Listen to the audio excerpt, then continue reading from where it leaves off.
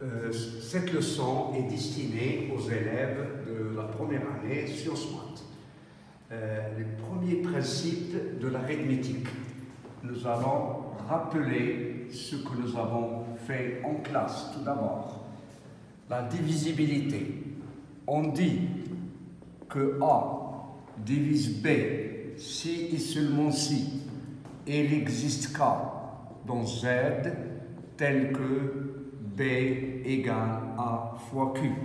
Bien sûr, je suppose là que A appartenant à N, A appartenant à Z étoile. On a vu la division euclidienne.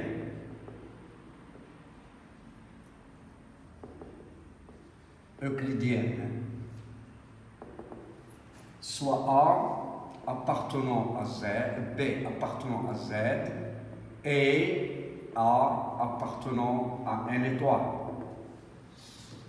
Il existe Q, R appartenant à Z croix N tel que B égale AQ plus R avec R compris entre 0 et N. Q, bien sûr, s'appelle le quotient de la division euclidienne de D par A, et le reste, R s'appelle le reste de la division euclidienne. Je vais récapituler le début de la congruence modulo N et aussi développer cette notion pour la deuxième classe surtout. Pour nous, nous avons la définition. On a dit que si N appartenant à N étoile, A N supérieur à 1 et AB appartenant à Z au carré, on dit que A est congru à B modulo N si et seulement si N divise A moins B. Si et seulement si il n'existe qu'A appartenant à Z tel que A moins B égale KN. Nous avons congruence modulo N. On a dit quel que soit A appartenant à Z, A est congru à A modulo N. Et nous avons dit que cette propriété s'appelle la réflexivité. On a dit aussi, quel que soit AB appartenant à Z au carré, A congru à B modulo N implique B congru à A modulo N. Et cette propriété s'appelle la symétrie. Et quel que soit A, B, C appartenant à Z à la puissance 3, si vous avez A congru à B modulo N et B congru à C modulo N, alors A est congru à C modulo N. Cette propriété s'appelle la transitivité. Je vous ai dit en classe que toute relation dans un ensemble qui vérifie ces trois propriétés s'appelle une relation d'équivalence. Et voilà, je vais vous schématiser un ensemble où on a pu définir une relation d'équivalence. On va prendre un ensemble fini. Voilà, l'ensemble E qui contient les éléments A, B, C. Et on a aussi D, E et F pour avoir une idée de la notion de la classe d'équivalence. La réflexivité, on la schématise par les boucles. A en relation avec A, B en relation avec B, C en relation avec C, D en relation avec D, E avec lui-même et ainsi F. La symétrie veut dire que si vous avez une flèche qui part de A vers B, nécessairement doit retourner. Par exemple, si A est en relation avec B, B en relation avec A.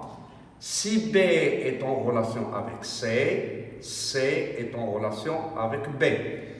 Et du moment que la relation est transitive, nous devons nécessairement fermer le circuit. A congru avec relation avec C, et C est en relation avec A. Remarquez qu'il n'y a pas de flèche qui part vers D vers l'ensemble A, ça ne gêne en rien, mais on peut avoir comme ça, D en relation avec E en relation avec D, et je peux laisser l'élément F unique, tout seul. Et donc remarquez que cette relation que je viens de définir par le schéma partage l'ensemble E en 3 parties disjointes 2 à 2, c'est-à-dire n'ont pas d'éléments communs. Ces parties-là s'appellent des classes d'équivalence. Et donc, les éléments A, B, C forment la même classe. D et E forment la même classe. F forme tout seul une classe. Et donc, la classe de A, B, C, je peux la représenter par A. Et en écrivant la classe de A avec un trait au-dessus. On dit que la classe de A contient les éléments A, B, C. La classe de D contient les éléments qui sont en relation avec D. C'est D et E. Et F contient la classe de F. Un seul élément.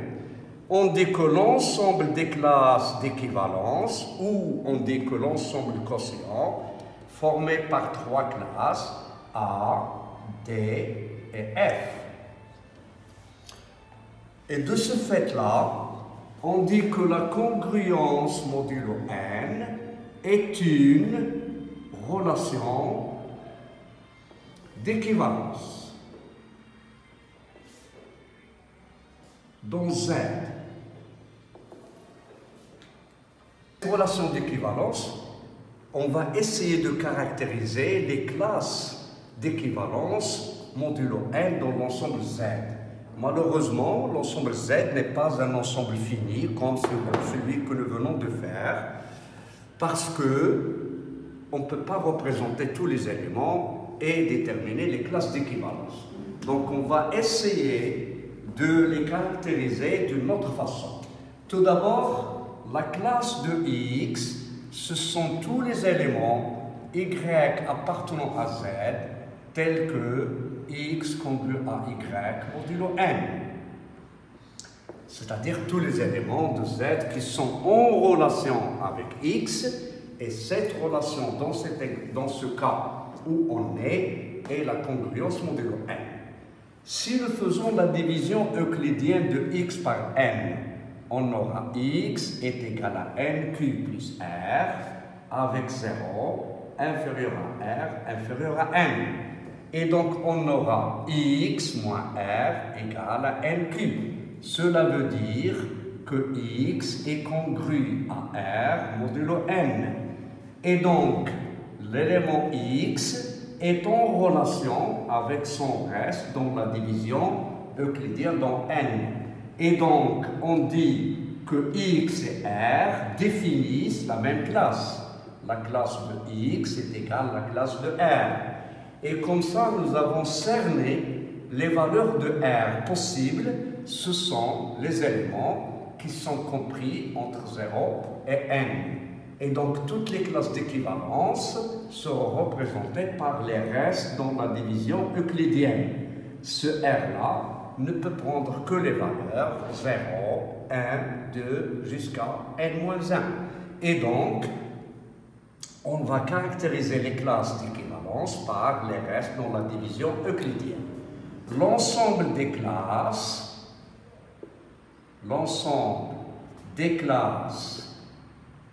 d'équivalence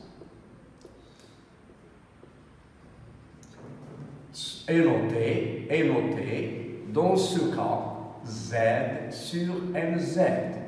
Et donc, Z sur NZ, c'est la classe de 0, c'est-à-dire, il va contenir tous les éléments dont les restes par n est égal à 0.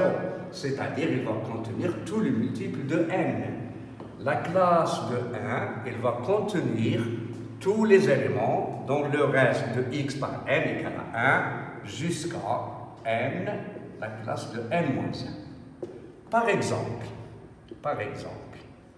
l'ensemble Z sur 3Z, c'est l'ensemble des classes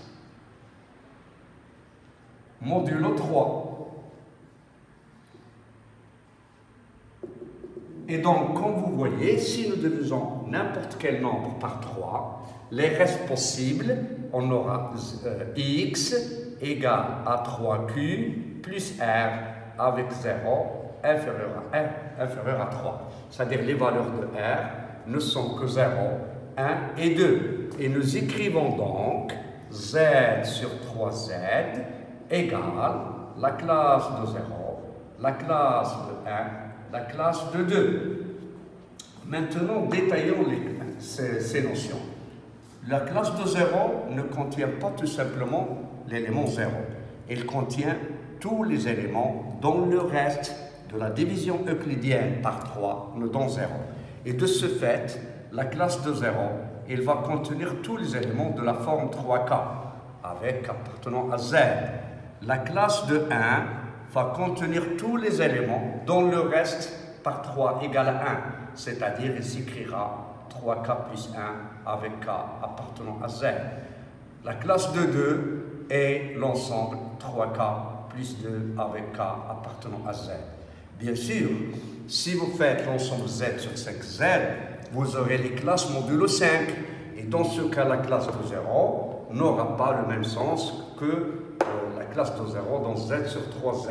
C'est pour cela qu'il faut toujours préciser quelle classe modulo quelle valeur de n pour connaître la justification ou la licence de la classe d'un entier naturel. Nous laissons maintenant l'ensemble Z sur Nz, comme nous l'avons défini ici. Et nous allons y revenir pour définir les opérations de l'ensemble Z sur Nz. Maintenant, nous allons voir la compatibilité des opérations avec la congruence modulo n. Autrement dit, si vous avez A congru à B modulo n et C congru à D modulo n, est-ce que nous avons le droit de dire que A plus B, A plus C est congru à B plus D et AC est congru à BD modulo n? Effectivement, nous avons le droit. Si A est congru à B modulo n et C est congru à D modulo n, ceci implique que n divise A moins B et n divise C moins D. Et donc n divise A plus C moins B plus D. Comme nous l'avons fait en classe, nous avons dit que si n est un diviseur commun entre deux nombres, elle divise toutes les combinaisons linéaires, et en particulier leur somme et leur produit. Et ceci veut dire que A plus C est congru à B plus D modulo n. De même, AC moins BD égale AC moins BC plus BC moins BD. C'est-à-dire C fois A moins B plus B fois C moins D. Comme n divise A moins B, n divise C moins D, alors n divise la combinaison C fois A moins B plus B fois C moins D. C'est-à-dire n divise AC moins BD. Et donc, AC est congru à BD modulo n. Donc, vous avez le droit d'ajouter membre à membre les congruences. Vous avez le droit de multiplier membre à membre les congruences. Donc, vous avez n, A congru à B modulo n, C congru à D modulo n, implique AC congru à BD modulo n. Et nous pouvons généraliser. quel que soit K appartenant à N, AK est congru à B à la puissance K modulo N. Et ceci va se faire par raisonnement, par récurrence. On a A congru à B modulo N. Donc, il est vrai la propriété pour N. Pour K égale 0, vous avez A à la puissance 0, c'est 1, B à la puissance 0, c'est 1, et donc c'est la réflexivité. A1 est congru à B1 modulo N. Supposons AN, AK, congru à BK modulo N, et montrons que A à la puissance K plus 1 est congru à B à la puissance K plus 1 modulo N. On aura AK d'après l'hypothèse de récurrence, et on a A congru à B modulo N. Et donc d'après la compatibilité vue précédemment, on a le droit de multiplier membre à membre, c'est-à-dire A K plus 1 est congru à B à la puissance K plus 1 modulo N. On arrête ici et voir comment nous utilisons ces congruences modulo N, parce qu'elles simplifient les calculs. Par exemple, on veut chercher le reste de la division euclidienne de 2 à la puissance n par 7. Avec n, bien sûr, appartenant à n.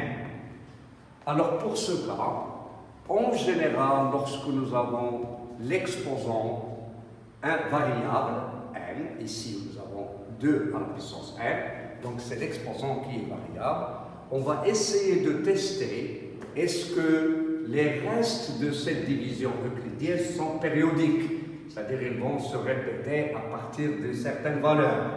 Et si vous commencez par exemple 2 congru à 2 modulo 7, 2 au carré c'est 4, le reste de 4 par 7 c'est 4, et 2 à la puissance 3 c'est 8. Or, si vous divisez 8 par 7, il va vous rester 1. Et comme vous le remarquez, si vous faites 2 à la puissance 4, vous revenez à la case de départ.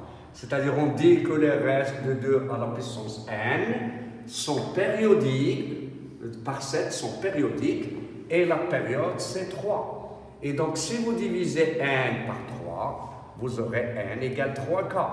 Donc, 2 à la puissance n sera égal 2 à la puissance 3 à la puissance k. Or, 2 à la puissance 3, c'est 1, c'est-à-dire il congru à 1 modulo 7, c'est-à-dire 2 à la puissance n est congru à 1 modulo 7, c'est-à-dire si n était multiple de 3, alors le reste de la division par 7, c'est 1. Par exemple, 2 à la puissance 6, le reste c'est 1, 2 à la puissance 9, 2 à la puissance 12, à la puissance 15, et donc tous le reste égal à 1. Si n est égal à 3k plus 1, alors on aura 2 à la puissance n égale 2 à la puissance 3k plus 1 est égal 2 à la puissance 3, le tout à la puissance k fois 2. Or, 2 à la puissance 3, comme vous le voyez, est égal à 1. Donc on aura est congru à 2 modulo 7. Donc tous les nombres dont le reste par 3 est 1, 2 à la puissance n, dont le reste égal à 2.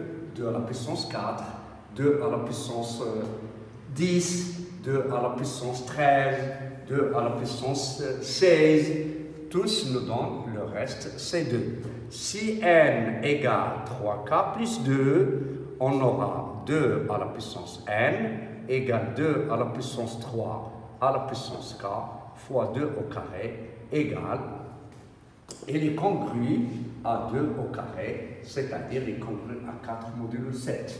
Et donc voilà, maintenant, si vous me demandez quel est le reste de 2 à la puissance 138 par 7, j'écrirai le reste de la division par 7, c'est 2. Alors vous remarquez 138 divisé par 3, ça nous donne 4.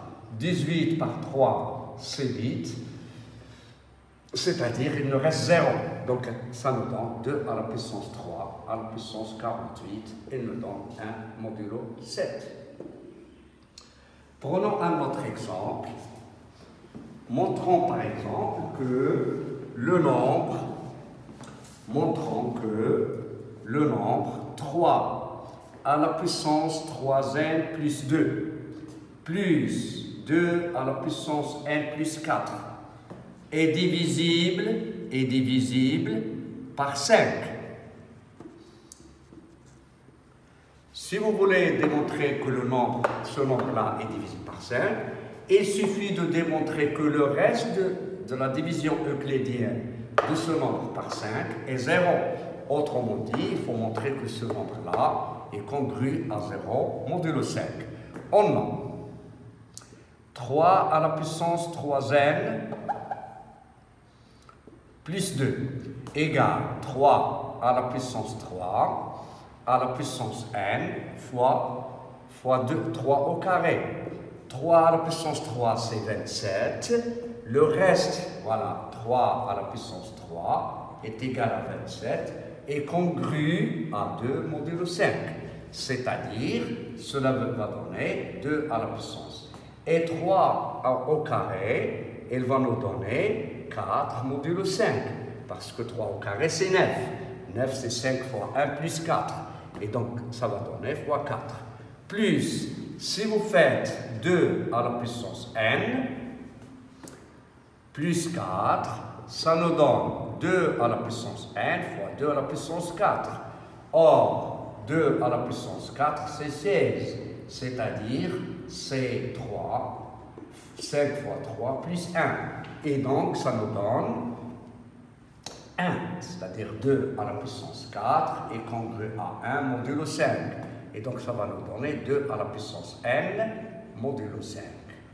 Si nous faisons la somme, 3n plus 2 à la puissance n plus 4, on va factoriser par 2 à la puissance n, il va vous donner 1 plus 4, 5. Comme vous remarquez, ce nombre est un multiple de 5, et donc il est congru à 0 modulo 5, d'où 5 divise 3 à la puissance 3n plus 2 à la puissance n plus 4. Un autre exemple de l'utilisation de la congruence. Si on vous demande, par exemple, résoudre dans Z n à la puissance 3 plus n moins 2 congru à 0 modulo 7, c'est-à-dire déterminer toutes les valeurs de n pour lesquelles n plus 3 plus n moins 2 est divisible par 7. Alors dans ce cas-là, nous allons essayer de faire une table de congruence du moment que les classes ou les restes de la division par 7, il y a un nombre limité, c'est de 0 jusqu'à 6. Nous allons faire cette table. On a n, ou bien le reste de n par 7 c'est 0, ou bien c'est 1, ou bien c'est 2, ou bien c'est 3, ou bien c'est 4, 7 et 6 modulo 7. Voilà les restes possibles de n par le nombre 7. Nous allons chercher les restes de n à la puissance 3, modulo 7. Alors, puisque on a le droit d'élever à la puissance, 0 à la puissance 3, c'est 0. 1 à la puissance 3, c'est 1. 2 à la puissance 3, c'est 8. 8, le reste de 8 par 7, c'est 1. On a 3 à la puissance 3, c'est 27. 27, c'est 6. On enlève le dernier multiple de 7 plus petit que 27, c'est 21. 4 à la puissance 3, c'est 64. 64, ça nous donne 1, parce que le dernier multiple de 7, inférieur à 64, c'est 63. 5 à la puissance 3, voilà, je vais faire l'opération ici. 5 est congru à moins 2 modulo 7. Parce que 5 plus 2 est congru à 0 modulo 7. Donc 7 divise 5 plus 2. On dit que 5 est congru à moins 2 modulo 7. 5 à la puissance 3 est congru à moins 2 à la puissance 3. Donc ça nous donne moins 1 modulo 7. Je peux écrire ici moins 1 ou bien je peux écrire 6. 6 à la puissance 3. 6 c'est moins 1 modulo 7, et donc 6 à la puissance 3, c'est moins 1 modulo 7. Et donc je peux écrire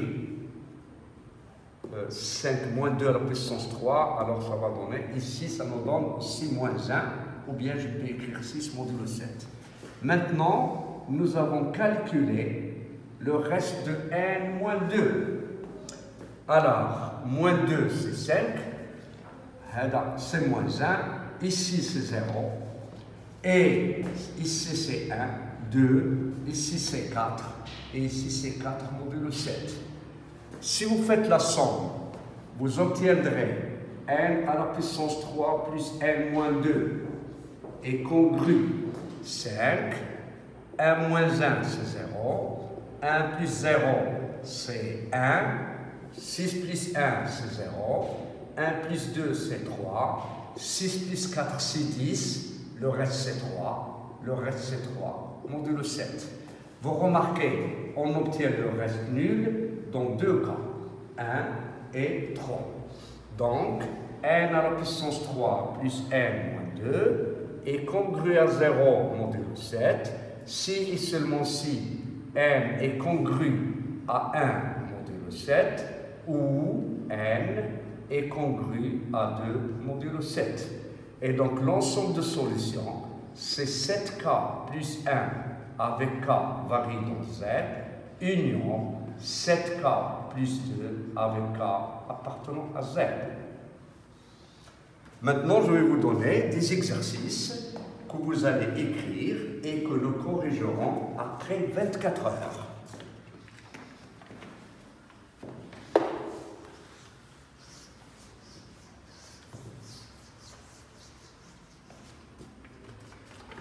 Exercice d'application. Déterminer le reste de 19 à la puissance 52 fois 23 à la puissance 41 par 7. Deuxième question. Montrer que 2 à la puissance 70 plus 3 à la puissance 70 est divisible par 7, par 13, pardon.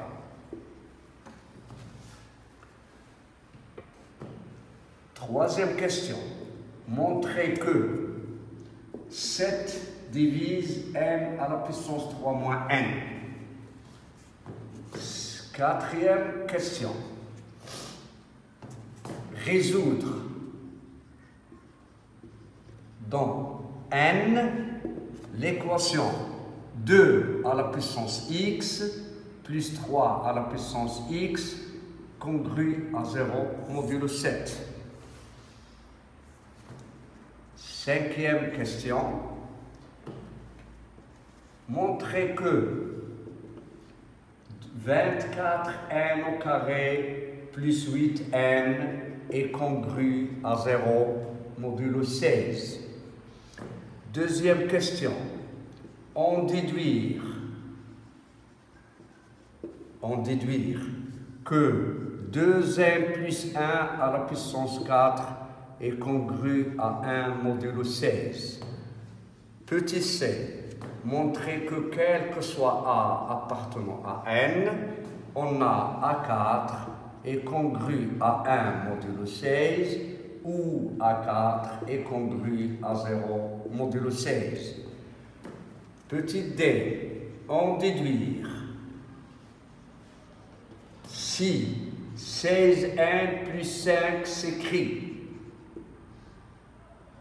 sous la forme 16n plus 5 égale 16n plus 15 pardon. x1 4 plus x2 4 plus xk à la puissance 4, montrer que k est supérieur ou égal à 15. Alors, ces questions sont indépendantes, sont faciles à faire, et on les corrigera après 24 heures. Merci et bon courage.